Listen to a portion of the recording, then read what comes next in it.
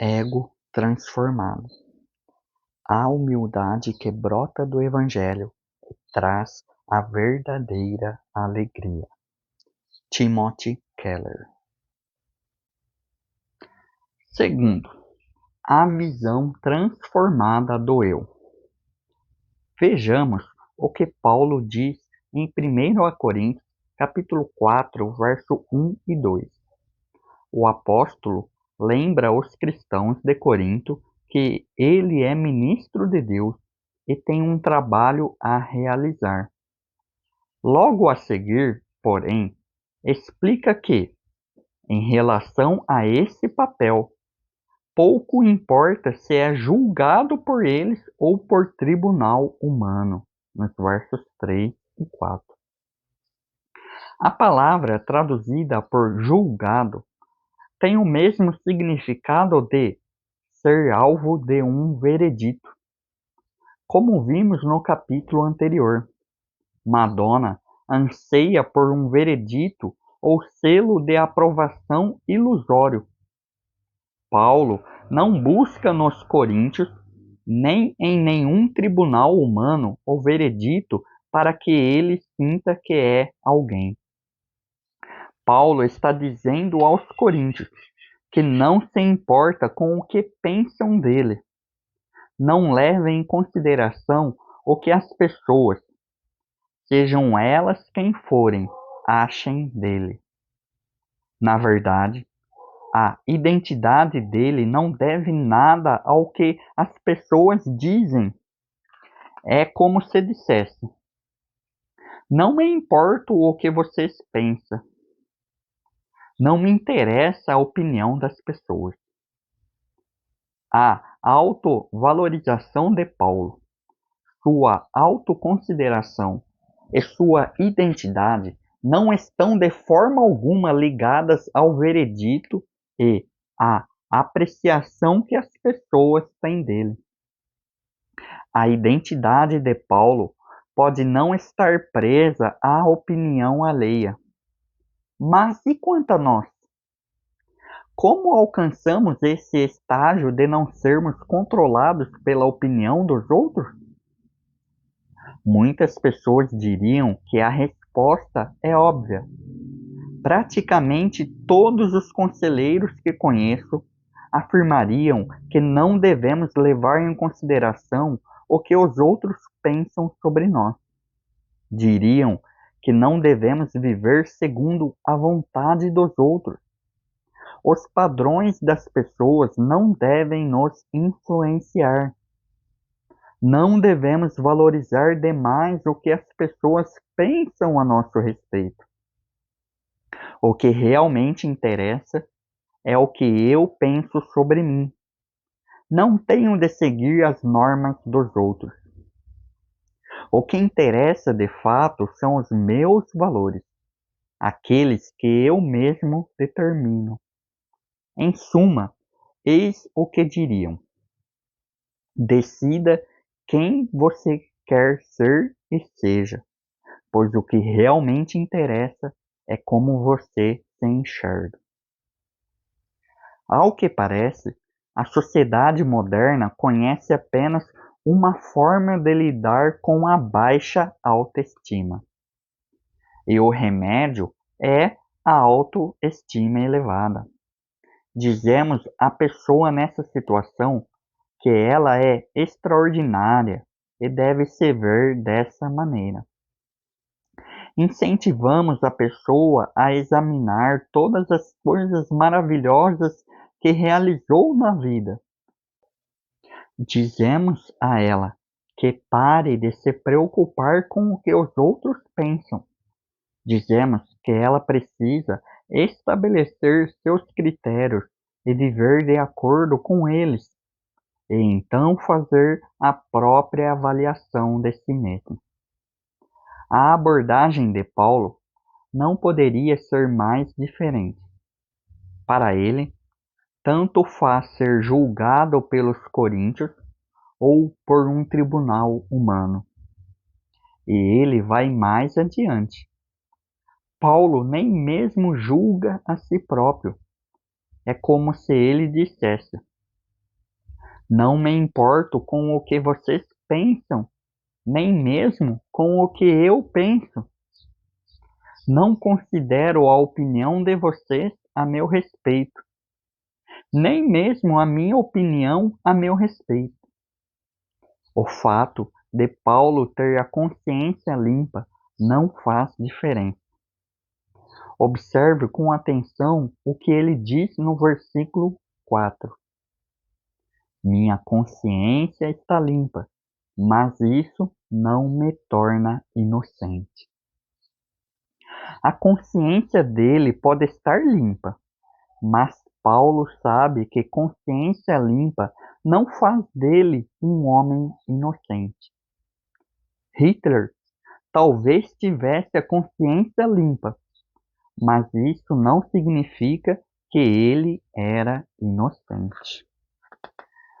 O que Paulo responderia a quem lhe mandasse estabelecer os próprios padrões morais?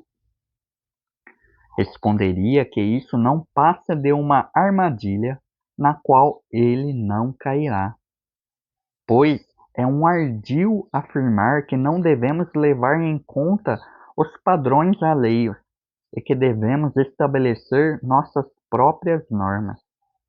Isso não é resposta. Elevar a autoestima vivendo de acordo com nossos critérios ou com critérios alheios parece uma solução espetacular, mas não é o suficiente. Nem pode ser. Não consigo viver segundo os critérios de meus pais, e isso me faz sentir péssimo. Não consigo viver segundo os seus padrões, e isso me faz sentir péssimo. Não consigo viver segundo os critérios da sociedade, e isso me faz sentir péssimo. Talvez seja melhor estabelecer os meus próprios padrões, mas também não consigo viver de acordo com eles, a não ser que sejam demasiadamente frouxos. Padrões frouxos respondem a essa questão? De jeito nenhum. Isso me faz sentir péssimo, porque vejo, então, que sou o tipo de pessoa que tem baixos padrões morais. Tentar alavancar a autoestima, seguindo nossos critérios ou os critérios de terceiros, é uma armadilha. Não é a resposta. Vemos assim que Paulo não busca sua identidade nos cristãos de Corinto. Não espera que eles lhe deem o veredito de que ele é alguém. Ele não busca neles o sentido de sua identidade. Também não o busca em si mesmo. Paulo sabe que acompanhar certos critérios na tentativa de conquistar a autoestima é uma grande armadilha. Agora começaremos a ver onde Paulo encontra o senso que tem de si mesmo, o senso de identidade. Cuidado! Nesse ponto, Paulo sai totalmente da rota comum. Paulo avança por um território que nos é completamente desconhecido. Paulo foi um homem de estatura impressionante. Acho difícil discordar daqueles que o colocam entre os 6 ou 7 líderes mais influentes da história humana. Paulo tinha grande estabilidade, profunda influência e uma incrível confiança. O apóstolo seguia adiante e nada o inquietava. Mesmo assim, em 1 Timóteo, ele diz: Cristo Jesus veio ao mundo para salvar os pecadores, dos quais eu sou o principal. 1 Timóteo, capítulo 1, verso 15. Ele não diz eu era o principal, mas eu sou o principal. Resumindo, eu sou o pior deles. Isso foge às nossas categorias. Não estamos acostumados a pessoas tão confiantes que afirmam serem as piores pessoas deste mundo. Não estamos acostumados a pessoas assim tão honestas e tão conscientes de todo tipo de falhas morais, e ainda assim com equilíbrio e confiança incríveis. Não conseguimos ser assim. Sabe por quê? Porque julgamos a nós mesmos. Mas Paulo não faz isso. Quando afirma que não admite ser julgado pelos coríntios, nem por si mesmo, ele está dizendo que está consciente de seus pecados, mas não os conecta a si mesmo, nem a sua identidade. Seus pecados e a sua identidade não estão ligados um ao outro. Paulo se recusa a entrar nesse jogo. Ao enxergar um pecado, o apóstolo não permite que ele destrua sua identidade. Ele não faz essa conexão. Da mesma forma, diante de um bom desempenho, o apóstolo não se parabeniza. Ele enxerga todos os tipos de pecado que tem e todos os tipos de realizações, mas se recusa a interligá-los à sua pessoa ou identidade. Embora o apóstolo se considere o principal dos pecadores, esse fato não o impedirá de realizar a obra a qual foi chamado. Não poderíamos ser mais diferentes de Paulo. Se eu me vir como uma pessoa ruim, não terei autoconfiança. Se me achar pecador, cheio de orgulho, cobiça sexual, ira, ganância e outras coisas das quais Paulo afirma ter o coração cheio, não terei confiança. Por quê? Porque julgarei a mim mesmo. Estabelecemos nossos padrões e depois nos condenamos. Dessa forma, o ego nunca fica satisfeito. Nunca. Paulo está afirmando algo impressionante. Não me importo com o que vocês pensam, nem com o que eu penso. Paulo nos leva a um território completamente novo e desconhecido. Seu ego não está inflado, está saciado. Paulo está falando sobre humildade. Embora eu não goste de usar a palavra humildade, pois o que Paulo descreve não tem nenhuma relação com nossa ideia de humildade. O apóstolo está afirmando que alcançou um estágio no qual o ego não chama a atenção para si, assim como qualquer outra parte do corpo. Paulo alcançou um patamar em que não pensa mais em si mesmo. Quando ele faz algo certo ou errado, não mais relaciona o fato a si mesmo. Em Cristianismo Puro e Simples, C.S. Lewis faz uma observação brilhante sobre humildade segundo o Evangelho no final do capítulo sobre orgulho. Depois que encontramos uma pessoa verdadeiramente humilde, Lewis afirma: não saímos da presença dela afirmando que se trata de alguém humilde. Pessoas assim nunca afirmam que são insignificantes. Quem vive dizendo isso é, na verdade, obcecado por si próprio. Depois de conversarmos com alguém que tem a humildade do Evangelho, O que impressiona é quanto essa pessoa se interessou por nós. Isso porque a essência da humildade resultante do Evangelho não é pensar em mim mesmo como se eu fosse mais, nem pensar em mim mesmo como se eu fosse menos. É pensar menos em mim mesmo. A humildade do Evangelho mata a necessidade que tenho de pensar em mim. Não preciso mais ligar as coisas à minha pessoa. Essa humildade dá fim a pensamentos como: estou nesta sala com estas pessoas. Isso faz com que seja bem visto por elas? Estar aqui me faz bem?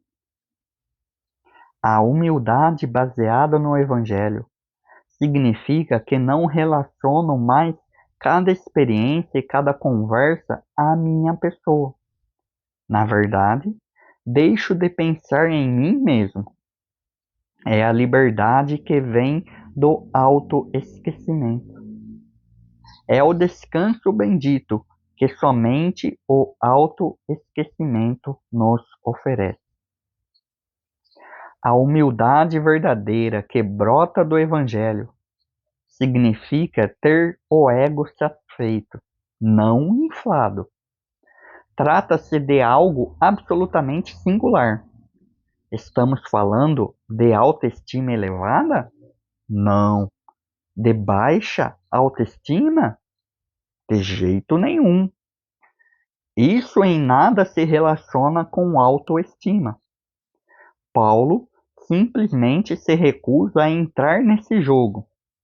Ele deixa bem claro: não me importo com a sua opinião, mas também não me importo com a minha. E esse é o segredo. A pessoa verdadeiramente humilde não é aquela que se odeia ou se ama, e sim a que tem a humildade do Evangelho. É uma pessoa que se esquece de si mesma e cujo ego é igual aos dedos dos pés. Eles simplesmente exercem sua função. Não imploram por atenção. Os dedos simplesmente trabalham. O ego simplesmente trabalha. Nem o ego, nem os dedos chamam atenção para si. Aqui vai um teste bem simples. A pessoa que se esquece de si mesma não se sente ferida, não fica mal quando criticada. A crítica não acaba com ela, não lhe tira o sono, não a incomoda. Por quê? Porque a pessoa que se sente arrasada com as críticas valoriza demais o que os outros pensam, valoriza demais a opinião alheia.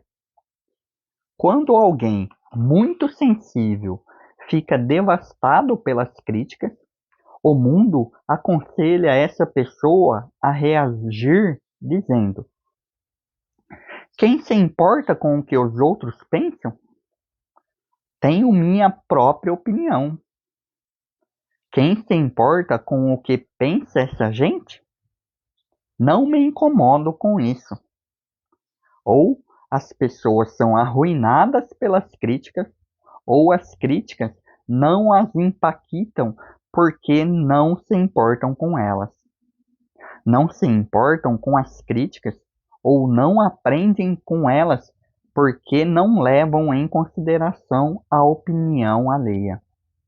Sabem quem são e o que pensam. Em outras palavras, nossa única solução para a baixa autoestima é o orgulho. Mas essa não é a solução. Tanto a baixa autoestima quanto o orgulho exacerbado são transtornos terríveis para nosso futuro e para quem nos rodeia. A pessoa que se esquece de si mesma age de modo totalmente diferente. Quem tem o ego satisfeito e não inflado, não se deixa abater pelas críticas. A pessoa ouve a crítica e a entende como oportunidade de mudança. Parece idealismo? Quanto mais compreendemos o Evangelho, maior é nosso desejo de mudar. Amigo, você não gostaria de ser alguém que não precisa de elogios, nem tem medo de recebê-los? Alguém que não tem fome de reconhecimento, nem morre de medo dele? Você não gostaria de ser o tipo de pessoa que, diante do espelho ou de sua imagem refletida em uma vitrine, não apenas fica admirando o que vê, mas também não sente repulsa? O tipo de pessoa que não fica só imaginando belas jogadas que terminam em gols da autoestima, sonhando com o sucesso que a porá acima de todo mundo? Talvez você vive massacrado e torturado pelos remorsos. Não gostaria de se libertar disso tudo? Não gostaria de ser medalha de prata em natação e mesmo assim ficar entusiasmado porque o medalha de ouro venceu com mais de um corpo à sua frente? Não gostaria de admirar a conquista do opositor da mesma forma que admira o nascer do sol? Simplesmente encantar-se com a realização do outro? Não importa se o sucesso foi dele ou seu. Não interessa quem alcançou o primeiro lugar no pódio.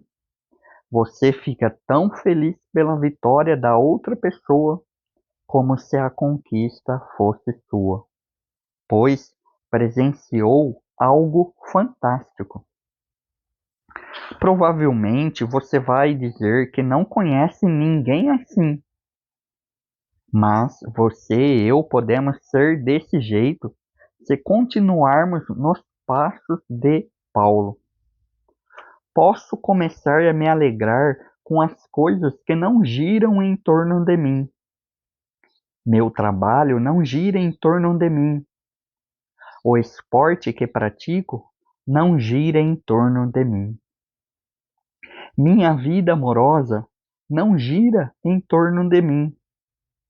Meu namoro não gira em torno de mim. Apreciarei as coisas pelo que são e nada mais. Elas não serão apenas elementos do meu currículo.